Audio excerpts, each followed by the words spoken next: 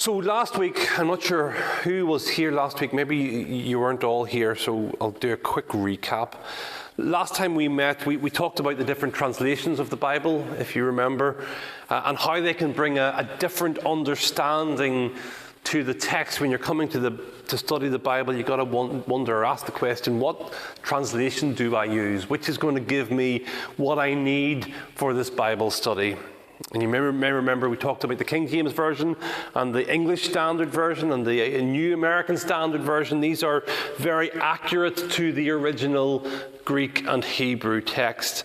And they're a great place to start. In fact, is where I would go when you're doing a Bible study, especially when you're drilling down to the words that are used. Because very often, in fact, well, all the time, I suppose, the authors use specific words for a specific reason. And a lot of times it's good to know why they use that word. Why have they used that word and not another word? And you don't get that unless you go to the most accurate versions. That helps with that. Of course, none of this competes with reading the Bible in its original language, but not many of us can do that. Neither can I. I have computer software to help me with that. I had to go through classes in Hebrew and Greek, and I was one of the classes I was dreading when I came to Union. I thought, how am I going to get through this? In fact, they were the classes I did best in because of my scientific mind, I think. But the Bible software helps you to sort of give you the nuances there, which is great. But we don't have access to the original languages. We can't read it. So use the most accurate translation. So I would recommend the King James or the English Standard Version or the New American Standard, something like that. Then we saw the likes of the NIV is good for getting to the sense of what the text is trying to say without altering it too much. It's pretty close to the original, but maybe there are things, if you remember, that the original doesn't sound right in English. The NIV will try to convey the meaning using other words called dynamic equivalence. And then we saw how a paraphrase takes us to the next level and kind of does away with all of the original words and instead gives a summary of what's going on. And a paraphrase is so much easier to read, but it isn't great for Bible study. That said, for things like the Old Testament narratives, it can make it easier to wade through. Some of the Old Testament narratives are hard to read. Using a paraphrase like the Message or something like that makes it much easier to read. You get the sense of what's going on without having to go through because the writing can be tricky. So these paraphrases, like the Living Bible or the Message, are great complements to the more accurate texts. They help to enhance the versions. It's like eating a meal. Think of it like that. You can cook some meat and potatoes and serve it up. But you can add some salt and pepper to it. You can do a sauce, maybe cook the potatoes dauphinoise with some garlic and onion and paprika. I'm getting hungry now. It's the same meat and potatoes, but they now taste much better. So the accurate versions of the Bible are like the meat and potatoes. The paraphrases, though, are the seasoning that helps to bring it to life. But I would say read it with caution, because the paraphrases oftentimes miss the mark. They summarize it so much that you can't really do a Bible study with it. But what you can do is use it alongside the more accurate versions to give you a more complete picture. It kind of helps enhance it. Or better still, read the Bible with study notes or a commentary, and that will add flavour to enhance the text. And I would recommend you get study notes when you're reading the Bible. Anyway, today we're going to look at how the Bible was put together before we get into the different styles, which we'll get into next week. We're going to look at just in general how the Bible was put together. So the Bible you have in your hands right now was written by various different people, inspired by the Holy Spirit to write. And so the Old Testament contains various writings that trace the history of Israel. That's what they were concerned about. Israel as God's nation and their origins and their history, and tracing that. It tries to make sense of life and death and good and evil. It also tries to grapple with what underpins the human struggle and how God fits in with that. Or maybe, to put it better, how they fit in with God. And so they wrote these books to try and trace their origins, trace their history. You have different stories about what happened to try and come to terms with how they got to where they've gotten to. And so different times throughout history, you have different prophets writing different books about what happened, tracing history or writing poetry or writing the wisdom literature. And they trace, like I said, the history of Israel from its origins, through the Exodus from Egypt, out of that then into the establishment of the nation of Jerusalem and the temple. And then you have the kings and their reign and then their downfall because they took their eyes off the Lord and they're brought into captivity where they spend time and then they're released and they build a new temple. And they think things are getting back on track again. And so each book is a different set of scrolls. We have it all in one bound book. Excuse me, but they had just different scrolls of each book that they would have brought out and read at the temple or the synagogue. But it's around the second temple, when they built the second temple, that the Old Testament is kind of collated into one book, one collection that we sort of have today. But at the same time, there are other writings around this second temple period that were added to the story. We call these writings the Apocrypha. We don't have them in our Bible. They were originally, though, passed around with the Jewish scriptures and were included in the Roman Catholic tradition. So if you have a Roman Catholic Bible in the Roman Catholic Church, they have this section in the middle. They call it Deuterocanonical Books. In other words, they believe it is part of Scripture. We don't, so we don't have them in our Bibles. The Reformation we discounted them, and they're good to have, they're good history books, but we don't count them as authoritative for the rule of life and for living. These books are, for example, Maccabees. You ever heard of the Maccabees? You have Judith, Tobit, Ecclesiasticus, Bel and the Dragon, and there are other books like this. And so what these books do, some of them trace what happened between the Old Testament and the New Testament, because the Old Testament stops, and then there's like a period of about 400 years. And these writings are happening then to trace what happened in those 400 years, like sort of historical books. And the reason these came about is because the Old Testament is written in Hebrew, but some scholars got together and translated it from Hebrew into Greek. And that work is called the Septuagint.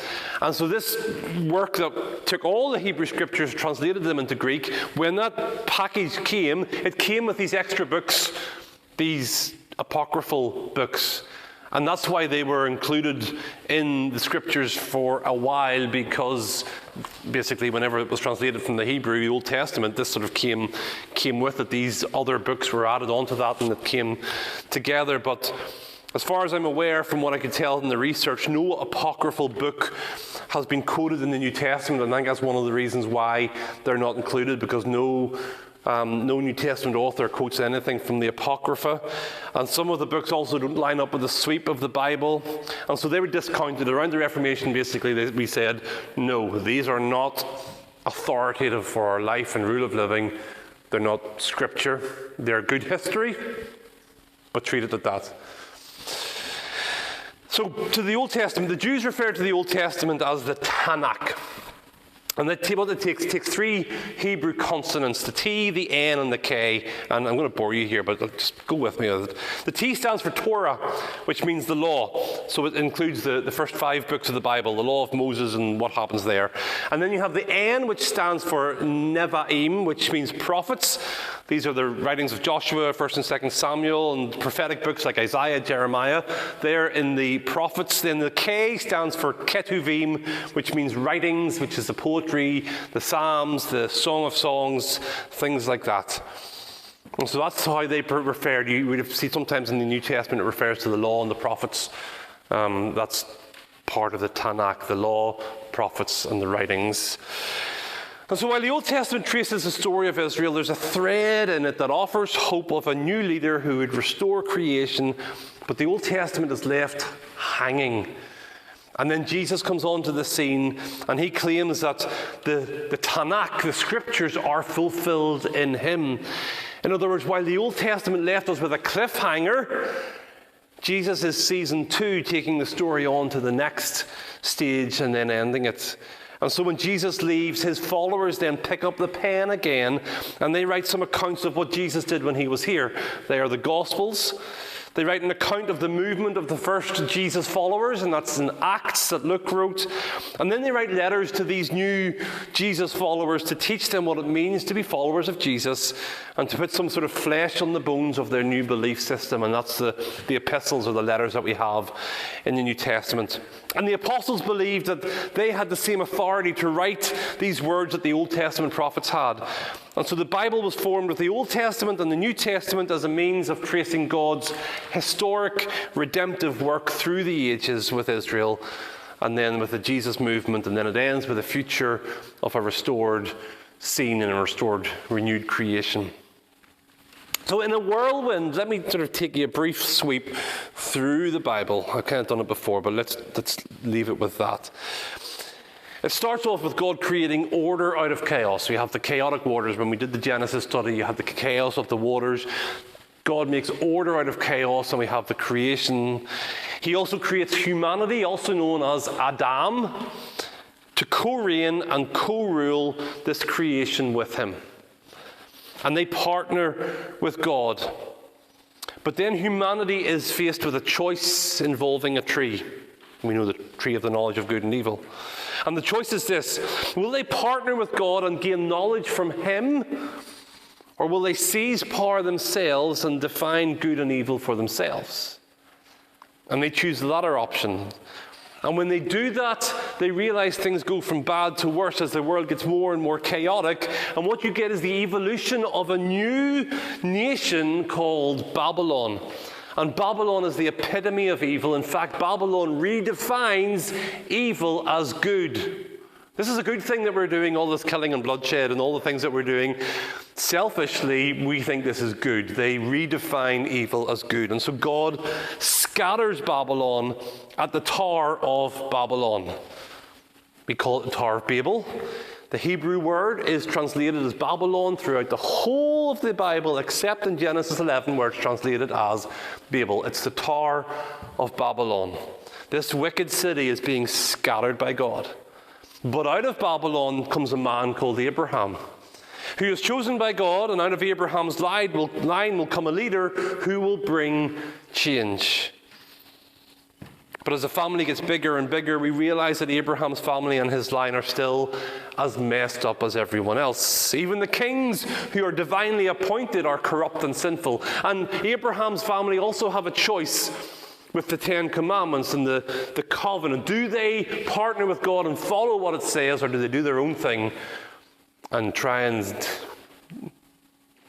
just ignore what God's saying, define good and evil themselves, do what is good in their own eyes?